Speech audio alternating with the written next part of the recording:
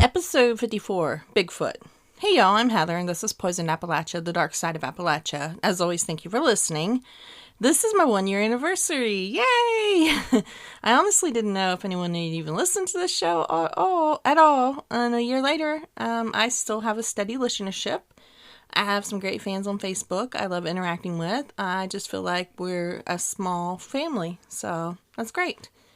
I host my podcast through Spotify, which just means I get their metrics more, but I also check them out on Apple and some of the other sites.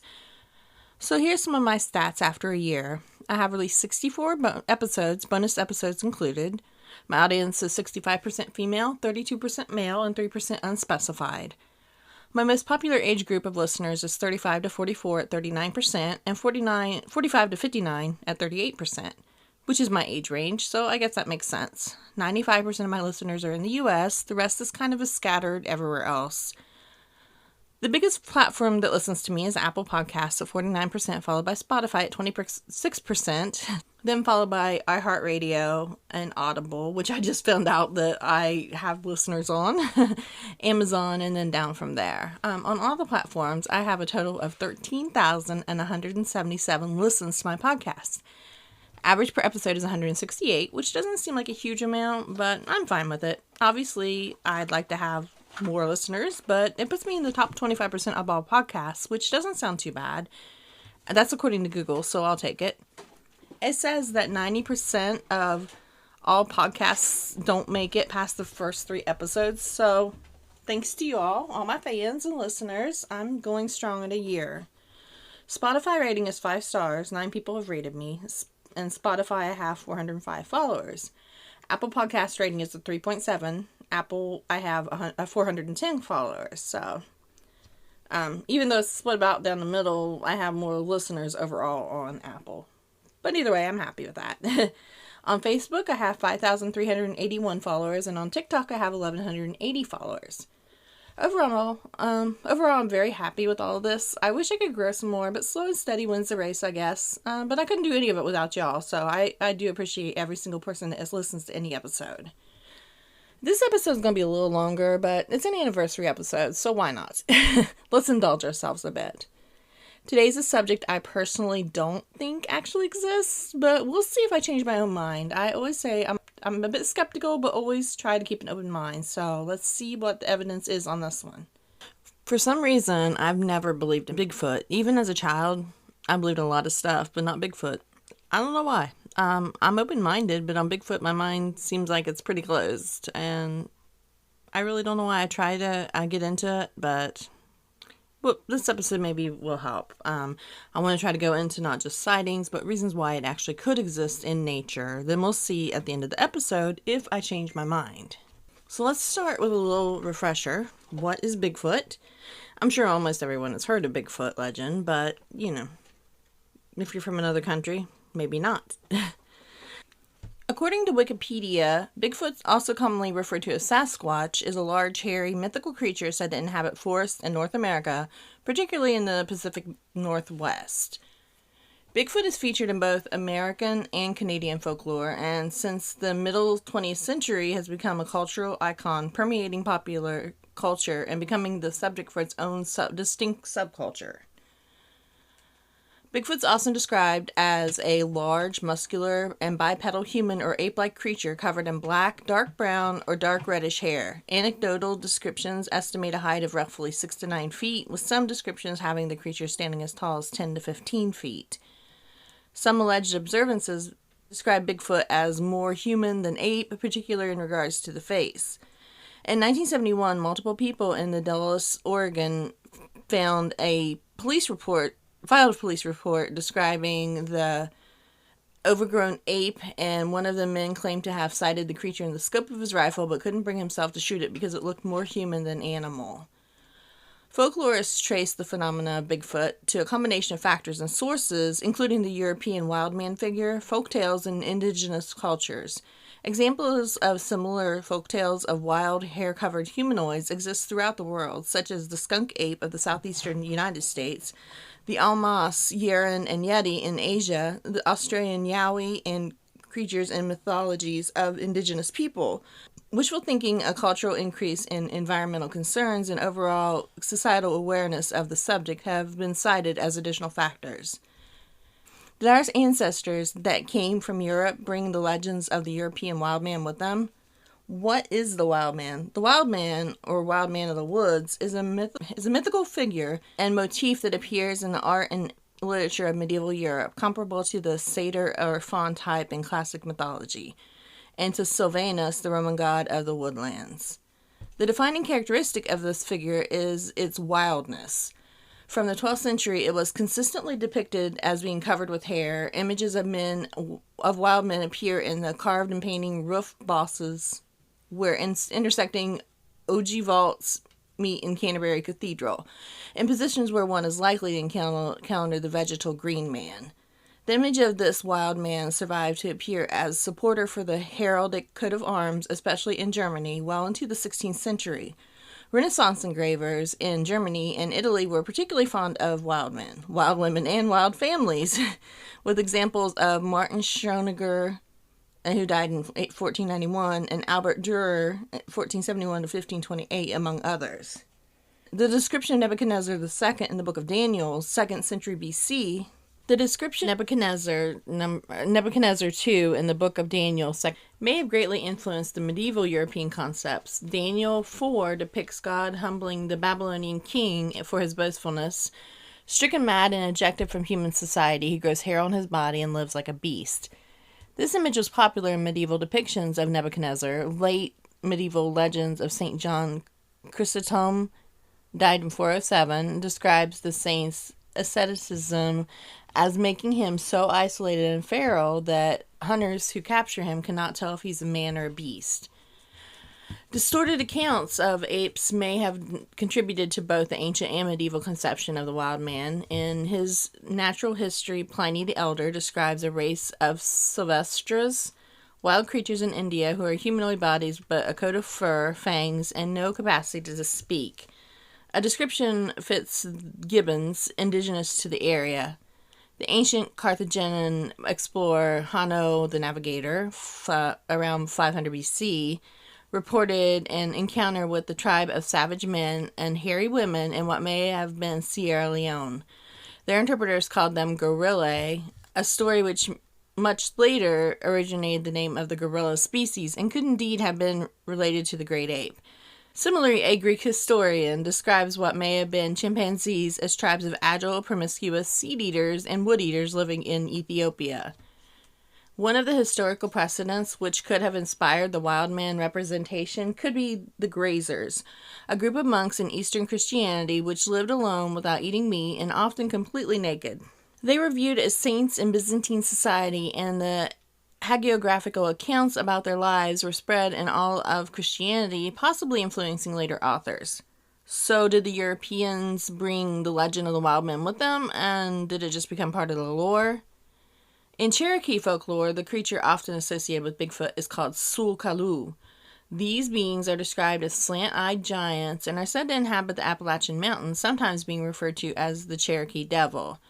There have been modern-day reports of large hairy creatures seen on or near the Cherokee Reservation. So it could be quite possible that these legends combine and have given us the legend of Bigfoot today.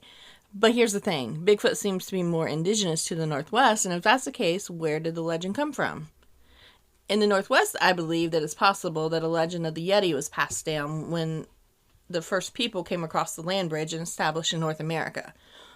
One article I was reading, a scientist believes that the oral tradition of the Yeti is based on a real-life giant ape that existed in Asia between 2.6 million and 100,000 years ago, which means that it could easily have overlapped with early humans like Homo erectus in this part of the world, and it could have survived even longer and overlapped with modern Homo sapiens.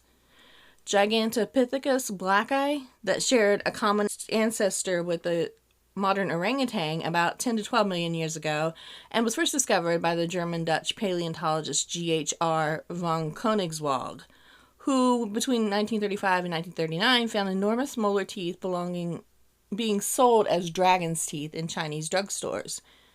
These amazing species was by far the largest primate that ever lived, dwarfing modern gorillas and reaching a height of about 3 meters, which is 9.8 feet, and weighing between 440 and 660 pounds.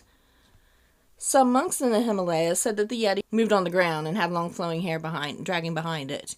Modern-day male orangutans, the largest arboreal animals, have very long red hair and regularly come down to the ground to move between trees since they are so heavy that sometimes they can't easily traverse between trees.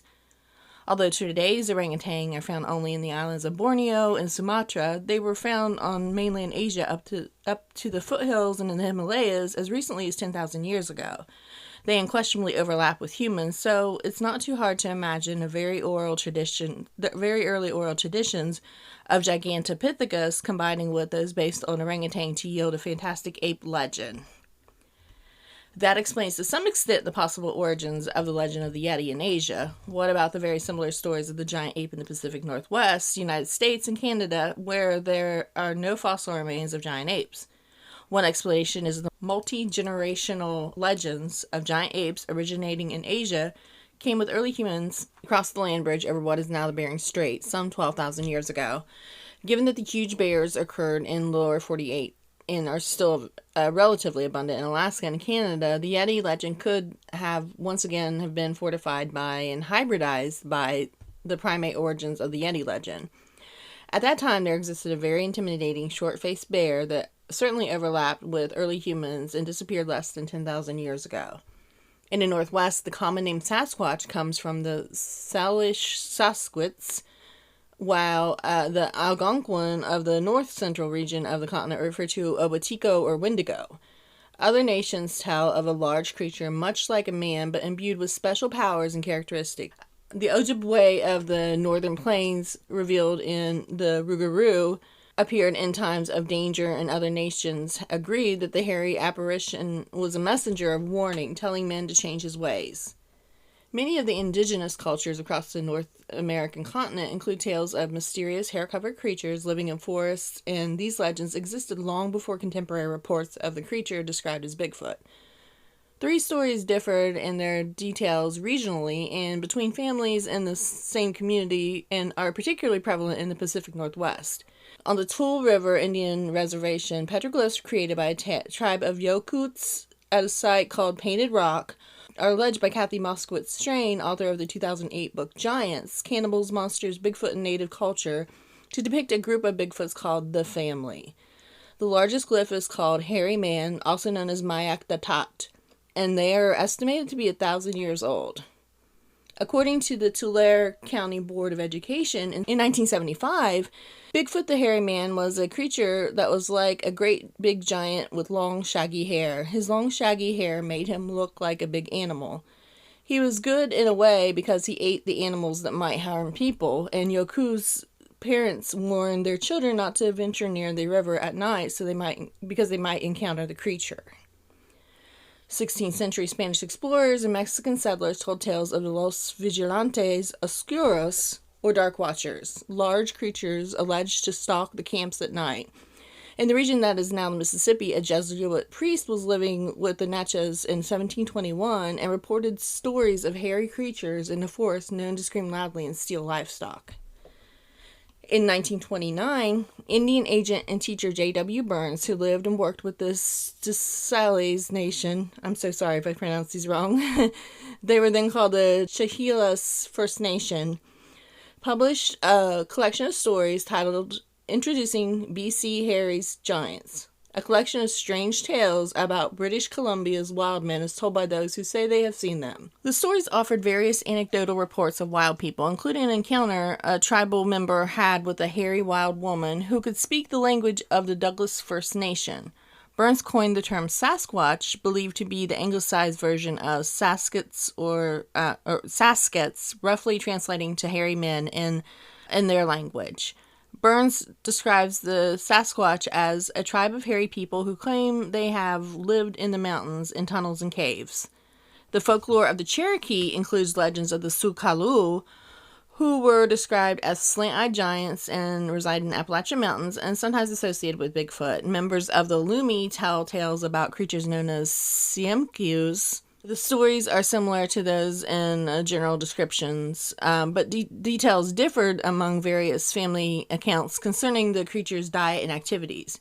Some regional versions tell more threatening creatures, as the Stiaha or the Quiquiai were a nocturnal race, and children were warned against them, against saying the names of the monsters that would come and carry them off to be killed. The Iroquois tell the story of an aggressive hair-covered giant with rock-haired skin known as Otniahe, or stone giant, more commonly referred to as the Genosqua. In 1847, Paul Kane reported stories by the natives about Skookums, a race of cannibalistic wild men living in the peak of Mount St. Helens. U.S. President Theodore Roosevelt, in his 1893 book, The Wilderness Hunter, writes of a story that he was told by an elderly mountain man named Bauman, in which a foul-smelling bipedal creature ransacked his beaver trapping camp, stalked him, and later became hostile when it fatally broke his companion's neck. Roosevelt notes that Bauman appeared fearful while telling the story, but attributed the trapper's German ancestry to have potentially influenced him. The Alutiiq of the Kenai Peninsula in Alaska tell Nantinak, a Bigfoot-like creature. This folklore was featured in the Discovery Plus television series Alaskan Killer Bigfoot, which claims Nantinak was responsible for the population decrease of Portlock in the 1940s. Less menacing versions have been recorded, such as one by Reverend Elkanah Walker in 1840. Walker was a Protestant missionary who recorded stories of giants among the natives living in Spokane, Washington. These giants were said to live on and around the peaks of the nearby mountains, stealing salmon in the fishermen's nets. North American settlers started reporting sightings during the 1800s and the 1900s, with occasional finding of footprints, sporadic encounters, and even a few grainy photos and videos adding to the mystery. Those who claim to have seen Bigfoot have described everything from a large upright ape to an actual hairy human, sometimes standing over 8 feet tall and described as powerfully built.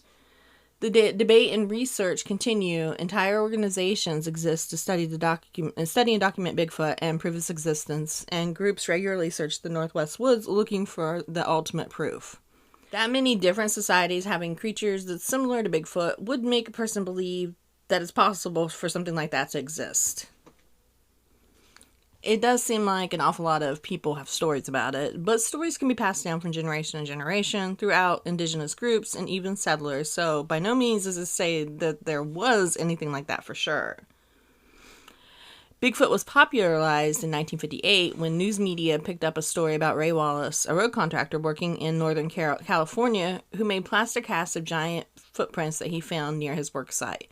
Hundreds of similar footprints and a few handprints have now been reported. Some were clearly made by bears, some are fraudulent. One of Ray Wallace's relatives later found a carved wooden feet matching some of the footprint casts, and many others remain unexplained. Side note here, I may have told this story before, but one time when I was in high school, my neighbors that lived between my grandma and grandpa and I had apparently had horses that they were riding in the field there. Somebody had brought them. But I didn't know that. So I went, walked through the yards, and I saw these huge footprints, and I was like, is that a bear or Bigfoot or what? It wasn't anything like I'd ever seen. So I went to my parents, and we all went and looked, and Dad couldn't figure out what it was either, and Mom's like, I don't think it's anything crazy. I was like, well, I don't know. Well, anyways, we found out that the horses were down there and it was just horse prints, but they just weren't showing up in the mud very well. So that would be my one and only experience with a possible Bigfoot-like creature. But let's go back to the story here. The footprint cast is associated with the most celebrated Bigfoot sighting by modern times. In 1967, October, Roger Patterson and Bob Gimlin ventured into the woods in search of Bigfoot near where Wallace found his Bigfoot tracks. In Bluff Creek, they sighted a creature strolling down through a clearing, and they managed to film a short sequence from a reported distance of about 80 feet, which I think that we've all seen that. The resulting movie is grainy and difficult to interpret, but clearly shows something unlike any animal known to inhabit the region. To some, this is incontestable proof that Bigfoot lives among us, but to others, it's merely a man or woman in a gorilla suit. The handprint cast is a copy of the original made by Ivan Marks. Grover Krantz, a physical anthropologist who studied the anatomy of Bigfoot hand and foot impressions, found many details in this impression that he thought were too difficult to fake. Others were not convinced. The original museum catalog card for this item has the note, "This handprint is almost certainly not genuine." Despite many eyewitness accounts, blurry photos or films, and the many footprints, conclusive physical evidence of the creature remains elusive. Replica casts such as these may now be purchased online, but the fact that these were obtained during the heyday of the Bigfoot phenomena makes them important historical artifacts regardless of their authenticity. So there's that. Some other sightings that I found on Wikipedia are as follows. In Fouke, Arkansas, in 1971, a family reported that a large hair-covered creature startled a woman after reaching through a window. This alleged incident caused hysteria in the Fouke area and inspired the horror movie The Legend of Boggy Creek. The report was later deemed a hoax. In 1974, the New York Times presented the dubious tale of Albert Ostman, a Canadian prospector who stated he was kidnapped and held captive by a family of Bigfoot for 6 days in 1924.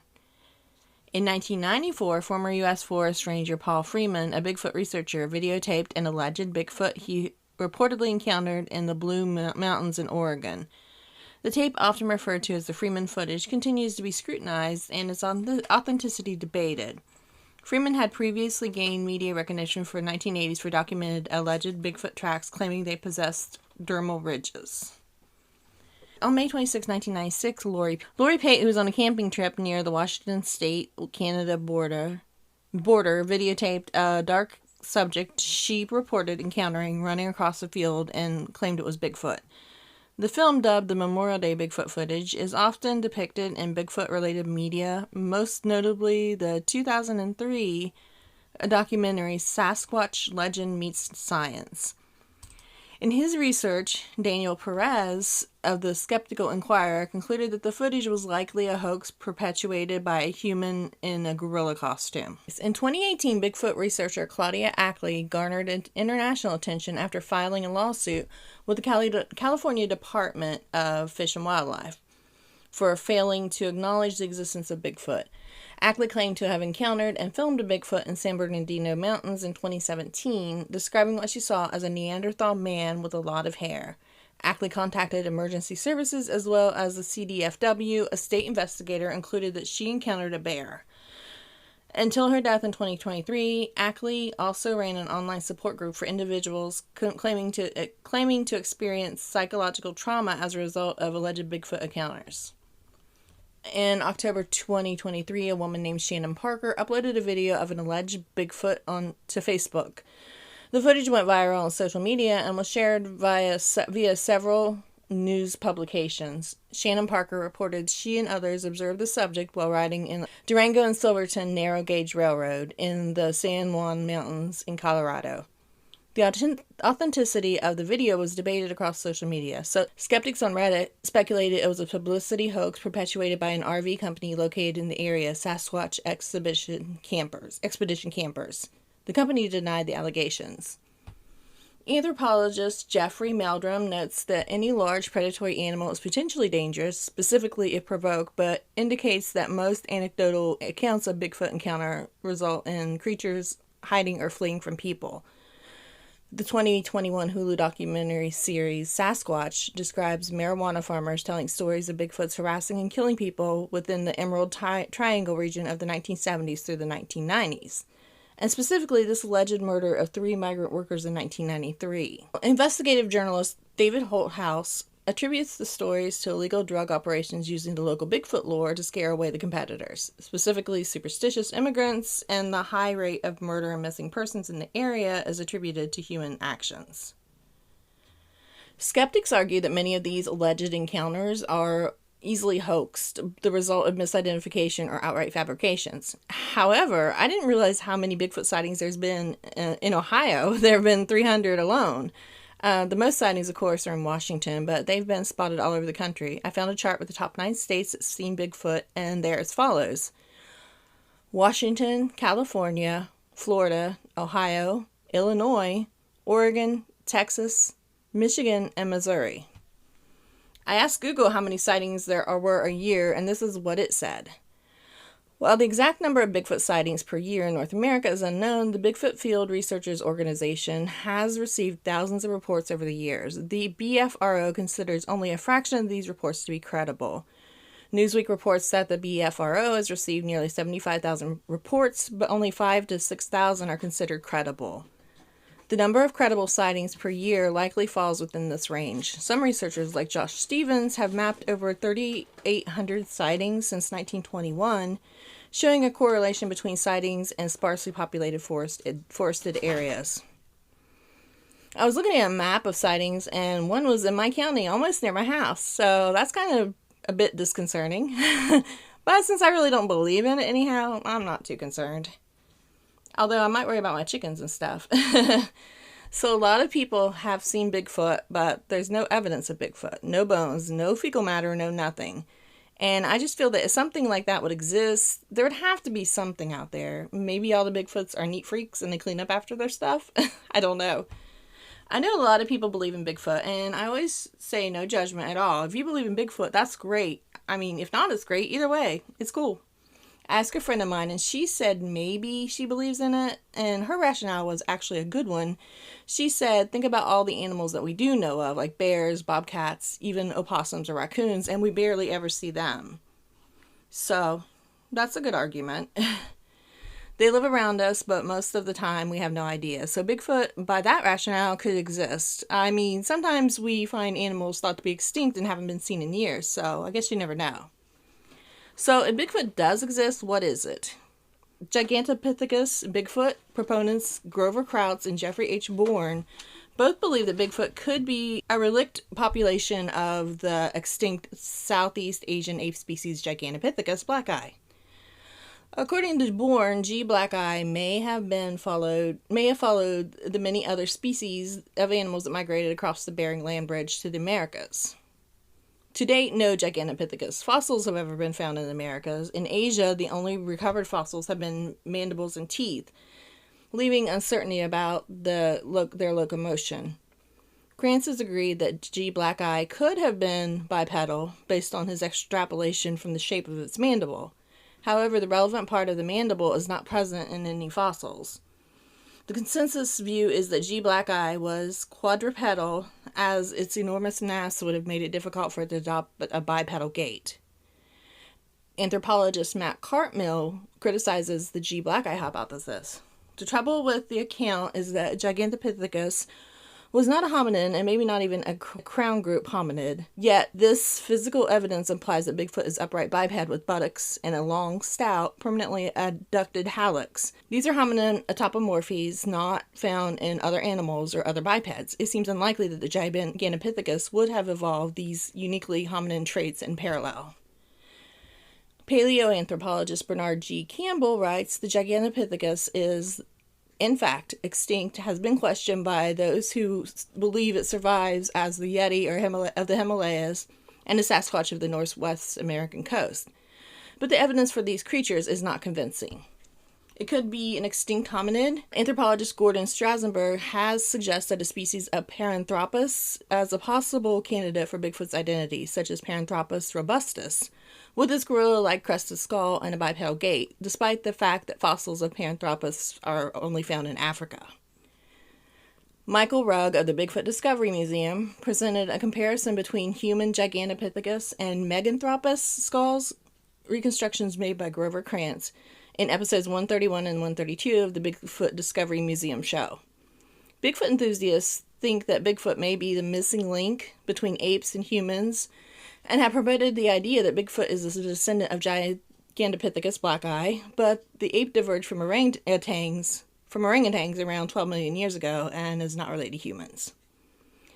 So some suggest Neanderthal, Homo erectus, or Homo heidelbergensis to be the creature, but like all great apes, no remains of any of those species have been found in the Americas. So if Bigfoot doesn't exist, what are people possibly seeing? Bears. Scientists theorize that mistaken identification of American black bears as Bigfoot are highly likely explanation for mostly reported sightings. Particular is when subjects view it from afar in dense foliage and there's poor lighting conditions. Additionally, black bears have been observed and recorded walking upright, often as a result of an injury, so many people report seeing Bigfoot in areas with documented black bear populations. Some people have proposed that sightings of Bigfoot may simply be people observing and misidentifying known great apes such as chimpanzees, gorillas, and orangutans that have escaped from captivity, such as zoos, circuses, and exotic pets belonging to private owners. This explanation is often proposed in relation to the skunk ape, as some scientists argue the humid subtropical climate of the southeastern United States could potentially support a population of escaped apes. Humans have been mistaken for Bigfoot, with some incidences leading to injuries. In 2013, a 21-year-old man in Oklahoma was arrested after he told law enforcement he accidentally shot his friend in the back while their group was allegedly hunting for Bigfoot. In 2017, a shamanist wearing clothing made of animal furs was vacationing in North Carolina forest when local reports of alleged Bigfoot sightings flooded in. The Greenville Police Department issued a public notice not to shoot Bigfoot for fear of mistakenly injuring or killing someone in a fursuit. In 2018, a person was shot multiple times by a hunter near Helena, Montana, who claimed he mistook him for a Bigfoot. Side note here, I don't understand why you'd want to shoot Bigfoot if you found it. I mean, it has to be super rare if it's real. Let the dude live in peace. Also, what if you missed and it's an apex predator and decides to come after you? I don't know. Doesn't make sense to me. Additionally, some have attributed feral humans or hermits living in the woods as being another explanation for alleged Bigfoot sightings. One story of the wild man of Navidad tells of a wild ape man who roamed the wilderness of eastern Texas in the mid-19th century. He stole food and goods from residents. A search party allegedly captured an escaped African slave attributed to the story. During the 1980s, several psychologically damaged American Vietnam veterans were stated by the state of Washington's Veterans Affairs to have been living in remote wooded areas of the state. Misidentified vocalizations. The majority of mainstream scientists maintain that the source of sounds often attributed to Bigfoot are either hoaxes, anthropomorphization, are likely misidentified and produced by known animals such as an owl, wolf, coyote, and fox. I mentioned it on here before, but bobcats and foxes are terrifying to hear at night. I could definitely see where someone could get that confused. Hoaxes. Both Bigfoot believers and non-believers agree that many reported sightings are hoaxes. I think this is really most likely the cause for most of them. Aliens. It can always be aliens. Maybe they come from a planet to study us and we think they're trying to find, we think we're trying to find them. Maybe some of them are just bad with their camouflage. So there you have it. I'm still not convinced that Bigfoot exists. I guess I'll have to see it for myself. Do you believe in Bigfoot? Have you ever had a Bigfoot experience? If so, let me know on Facebook. Hope you enjoyed it. As always, thank you for listening. You can follow me on social media under Poison Appalachia. I'm on Instagram and Facebook, Threads, Lemonade, TikTok, Blue Sky, and YouTube. And if you could, on the podcast platform you listen to, please like and rate me and share me, please. Let everyone know about the podcast. Thanks, and have a great week.